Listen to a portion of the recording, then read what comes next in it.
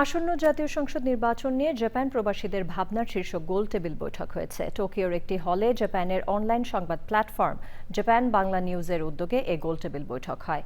Japan Bangla নিউজের সম্পাদক আতিকুর রহমানের সঞ্চালনায় গোল টেবিল বৈঠকে সভাপতিত্ব করেন জাপানের গুনমা বিশ্ববিদ্যালয়ের সহযোগী অধ্যাপক ড সামাদ কামাল।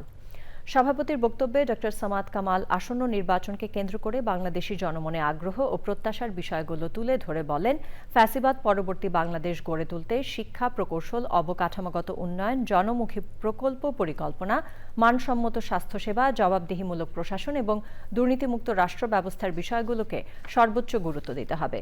অনুষ্ঠানে বিশেষ অতিথি ছিলেন ইসলামিক মিশন জাপানের কেন্দ্রীয় সভাপতি হাফেজ মাওলানা সাবের আহমদ, ইসলামিক কালচারাল ফাউন্ডেশনের চেয়ারম্যান আব্দুল মালিক সহ বিভিন্ন রাজনৈতিক দলের প্রতিনিধি এবং জাপান প্রবাসী বিভিন্ন শ্রেণী পেশার বাংলাদেশিরা।